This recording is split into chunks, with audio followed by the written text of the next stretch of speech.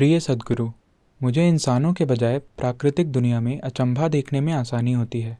मैं इंसानों में भी उसी अचंभे को कैसे देख सकता हूँ जैसा मैं एक नाचते हुए मोर में देखता हूँ।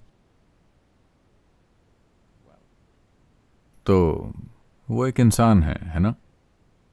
नहीं नहीं, मैंने सोचा कि कहीं एक चिड़िया सवाल पूछ रही हो तो इंसानों के पास एक मोर की तरह सुंदर पंख नहीं होते। हमारे पास नहीं है। हम उन्हें पहन सकते हैं, लेकिन वो सिर्फ पहनी हुई चीज होगी। वो मोर के पंख की तरह नहीं होगा। तो उन चीजों में अचंभा देखना आसान होता है जिनके साथ आपको कुछ साझा नहीं करना होता।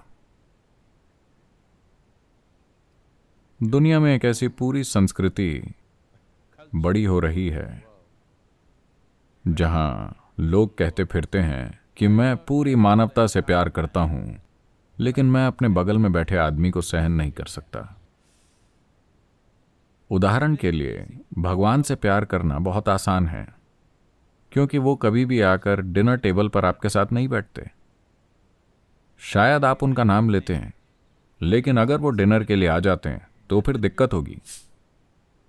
चूंकि वो कभी आते नहीं हैं, आप जो कुछ भी उन्हें अर्पित करते हैं, आपको साफ पता होता है कि वो सिर्फ आपको ही खाने को मिलेगा।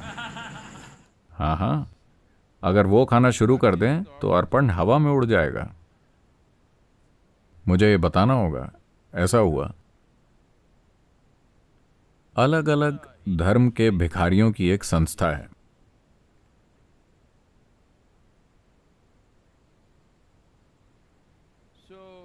इसके केवल 3 सदस्य हैं। एक भिखारी हिंदू है, एक भिखारी क्रिश्चियन है, एक भिखारी मुसलमान है। तो वो कह रहे थे कि वो बहुत धार्मिक हैं, लेकिन उनके आर्थिक हालातों के कारण उन्हें साथ रहना पड़ता है, वरना वो लड़ाई करेंगे। तो एक दिन वो पेड़ के नीचे मिले और हिंदू भिखारी ये दिखाना चाहता था कि वो वाकई में एक भक्त है। उसने कहा, देखो, हर दिन मुझे भीख में जो कुछ भी मिलता है, आमतौर पर मुझे जितने भी पैसे मिलते हैं जिसमें सिक्के होते हैं और अलग अलग तरह के छोटे नोट होते हैं, मैं एक बड़ा सा ओम लिखता हूं, ओम, और फिर मैं सारा पैसा ऊपर उछालता हूं। ओम के ऊपर जो कुछ भी गिरता है वो शिव का है, बाकी मेरा है।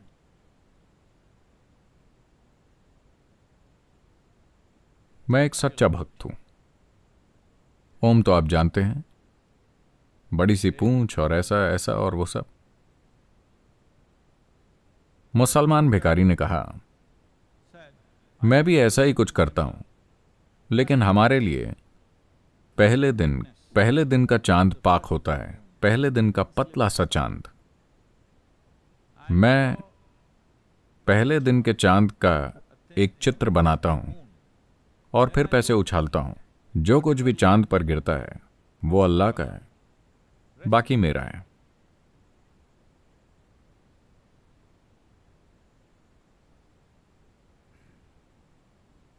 फिर उन्होंने क्रिश्चियन भिखारी से पूछा कि तुम क्या करते हो? उसने कहा, मैं सारा पैसा लेकर ऊपर उछालता हूं, जो भगवान का है वो उसे रख लेते हैं, बाकी।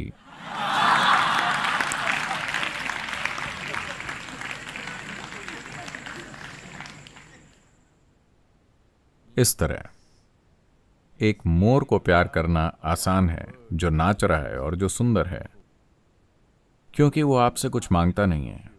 दरअसल वो आपको पसंद भी नहीं करता, वो आपको कोई महत्व नहीं देता। क्या आपने गौर किया है कि हमारे मोर आपको कैसे देखते हैं?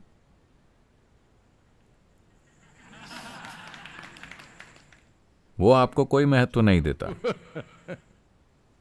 तो आपके देने के लिए कुछ भी नहीं है, आपको कुछ भी नहीं करना है, आप बस दूर से उसका आनंद ले सकते हैं। इसी कारण आजकल ढेरों लोगों के लव अफेयर चलते रहते हैं, फेसबुक पर, टिकटॉक पर और जो भी, इंस्टाग्राम और जो भी, क्योंकि आपको उनसे मिलना नहीं है, आपको उनके साथ कोई भी चीज साझा नहीं करनी। आपको बाथरूम के बाहर इंतजार नहीं करना है जब वो उसे यूज कर रहे हो। आपको उनके पीछे लाइन पर खड़े नहीं होना है, कुछ भी नहीं, सब कुछ इंस्टेंट है। अगर आपको वो पसंद नहीं आता तो आप उसे बंद कर सकते हैं और अकाउंट को मिटा सकते हैं। तो मोर आता है, नाचता है, आपको बहुत पसंद आता है, वो चला जाता है, कोई समस्या नहीं, आपको उसे रखना नहीं है। एक काम कीजिए, एक मोर को 3 दिनों के लिए अपने बेडरूम में रखिए। वो हर जगह बीट कर देगा और रात को वो कौं करेगा, बहुत तेज आवाज में। लोगों को शायद पता ना हो, हर दिन मैं जहां रहता हूं वो उसकी छत में होते हैं, पै पू वो सुबह सुबह शुरू हो जाते हैं, ठीक है। तो अपने घर में एक मोर को 3 दिनों के लिए रखिए, फिर देखते हैं कि आप उनको कितना पसंद करते हैं। तो इंसान एक मुश्किल प्रजाति है, इसमें आप भी शामिल हैं। तो इसे ये मत देखिए, हम बात कर रहे हैं कि नस्ल, धर्म, जाति, पंथ, लिंग का भेद नहीं होना चाहिए। इस बारे में बहुत सारी बातें चल रही हैं। मैं आपको बता रहा हूं, प्रजातियों के बारे में भी लकीर मत खींचिए। क्यों? मैं एक बंदर से प्यार करता हूं, लेकिन मैं एक इंसान से प्यार नहीं कर सकता। इसका मतलब है कि आपके भीतर एक विकासवादी समस्या है। मुझे बंदरों से प्यार है, लेकिन मैं इंसानों को नहीं सह सकता। इसका क्या मतलब है? आपको विकास पसंद नहीं है? तो ये बहुत आकर्षक लगता है जब एक बंदर हर जगह कूदता रहता है, एक शाखा से दूसरी शाखा तक। शानदार। बस एक दिन शिव पादम में अपनी खिड़की खुली रखें, कुछ बंदर आपके कमरे में आ गए, आप गए काम से। वो खाएंगे, वो फाड़ेंगे, वो पूरी जगह पर गंदगी करेंगे, वो वहां मौजूद हर चीज को बर्बाद कर देंगे और चले जाएंगे। अब आप आकर कहेंगे, वाह मेरे प्यारे बंदर, उन्होंने कितना बढ़िया काम किया है। नहीं, ये उस तरह काम नहीं करेगा। तो ठीक है, कम से कम आप पक्षियों का आनंद ले रहे हैं, ये अच्छा है। ये एक प्रकार की लॉबी है जिसे पक्षी विज्ञानी कहा जाता है। आप पक्षियों का आनंद लेते हैं, पक्षियों का अध्ययन करते हैं या पक्षियों का आनंद लेते हैं, बर्ड वॉचिंग। लेकिन वही पक्षी अगर आपके कमरे में घुस जाएं तो बात अलग है। इंसानों के साथ समस्या ये है कि आप हर जगह उनका सामना करते हैं। वो आपके घर में हैं, वो आपके ऑफिस में हैं, वो हर जगह हैं। वो बस कहीं दूर नाच नहीं रहे हैं। अगर वो बस दूर से नाच रहे होते तो आप उन्हें भी पसंद करते। समस्या ये है कि आपको उनके साथ काम करना होगा, आपको उनके साथ रहना होगा, आपको हर दिन उन्हें मैनेज करना होगा। ये एक समस्या है। तो मैं चाहता हूं कि आप इसे समझें। इसमें कुछ भी गलत नहीं है कि आप एक नाचते हुए मोर को पसंद करते हैं, उसकी सराहना करते हैं, ये बिल्कुल ठीक है। आपको उसे तब भी पसंद करना चाहिए जब वो नाच न रहा हो, ये ठीक है। लेकिन मेंढक कह रहा है कि सांप कहाँ है? जब मोर होते हैं तो वो सांपों को खा जाते हैं। हर कुछ दिनों में मैं सांपों को लाकर उन्हें बगीचे में छोड़ रहा हूं, लेकिन ये मोर कुछ ही समय में उन्हें खा जाते हैं। आपको मोर पसंद होंगे, मैं भी उन्हें पसंद करता हूं, लेकिन मैं चाहूंगा कि कुछ सांप भी घूम रहे हों, लेकिन वो सभी कुछ ही समय में खा लिए जाते हैं। तो दूरी होने पर प्यार करना आसान होता है। देखिए, इस वायरस के समय में कई लोग अभी वो किस बारे में शिकायत कर रहे हैं? उनके प्रियजन, वो उनके साथ घर में बंद हैं। बड़ी मुसीबत। घरेलू हिंसा बढ़ गई है, पता है? कुछ लोग कह रहे हैं कि 100%। कुछ देशों में हर तरह की परेशानियां, हर कोई पूछ रहा है, सलाह मांग रहा है, क्या करें, इस परिवार को कैसे मैनेज करें। ये वही लोग हैं जिनकी आप कमी महसूस कर रहे थे क्योंकि वो हर दिन ऑफिस जाते थे। आप इतने लंबे समय के लिए क्यों चले गए? लेकिन अब वो घर पर हैं और मुसीबत बने हुए हैं। दूरी एक अद्भुत चीज है। मौत एक शानदार चीज है। देखिए, मरे हुए लोगों को हमेशा सभी प्यार करते हैं। क्या आपने इस पर गौर किया है? जैसे ही उनकी मौत हुई, अचानक वो पूजा के योग्य बन गए। आपने उनकी पूजा तब क्यों नहीं की जब वो जिंदा थे? ऐसा क्यों है कि मरते ही वो पूजा के योग्य बन गए? दुनिया में कहीं भी लोग उन्हें ऊपर रखते हैं और ऐसा करते हैं, फूल डालते हैं या जो भी करते हैं, सिर्फ इसलिए कि वो मर चुके हैं। जब वो जिंदा थे तब आप इसे करने के लिए तैयार नहीं थे। जब वो मर चुके हैं तब आप ये कर रहे हैं। इसका मतलब क्या है? नहीं, मैं ये नहीं कहना चाहता। आप जानते हैं, जब वो जिंदा थे आप उनके साथ संघर्ष कर रहे थे। जैसे ही वो मर जाते हैं आप उनकी पूजा करते हैं, उन्हें याद करते हैं और उनसे प्यार करते हैं। इसका क्या मतलब है? आप शायद इंतजार कर रहे हैं। ये अच्छी बात नहीं है, बिल्कुल भी नहीं। तो चलिए इसे ध्यान से देखते हैं। आपकी समस्या ये है कि आपके व्यक्तित्व की एक निर्धारित विशेषता है। आप एक ऐसी चीज की तलाश कर रहे हैं जो आपके व्यक्तित्व को नुकसान न पहुंचाए। लेकिन इंसान, आप तो जानते हैं, हर इंसान आपकी सीमाओं का सम्मान नहीं करता है।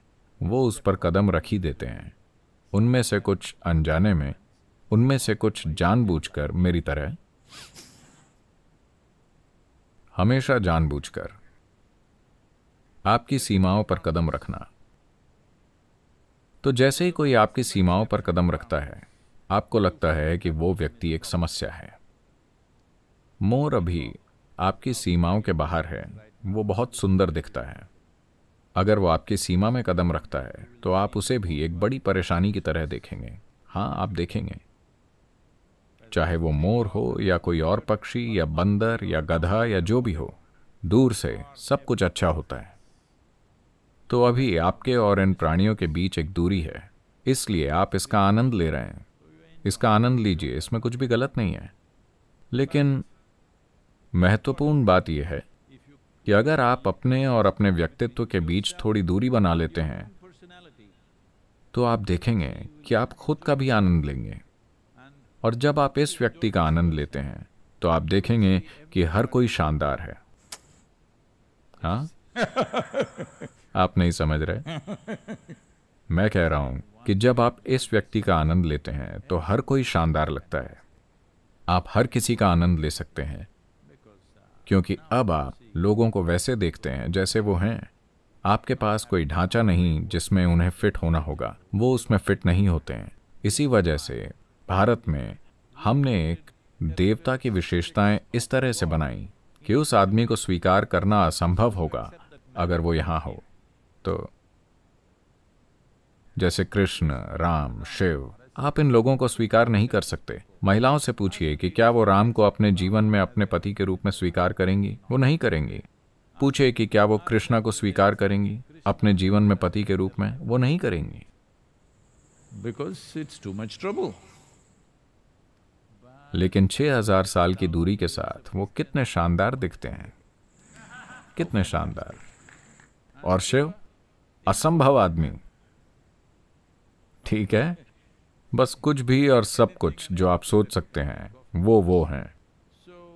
तो ये एक भगवान का चरित्र इस तरह बनाया गया था कि अगर आप वास्तव में उन्हें उन चीज़ों के लिए देख रहे हैं जो वो हैं और फिर भी उन्हें पूरी तरह स्वीकार कर रहे हैं और उन्हें पूजनीय तरीके से देख रहे हैं, अगर आप शिव को स्वीकार करते हैं वैसे जैसे वो हैं, तो आपके पास इस धरती पर किसी भी इंसान के साथ कोई दिक्कत नहीं होगी। तो आपको ऐसा करना चाहिए।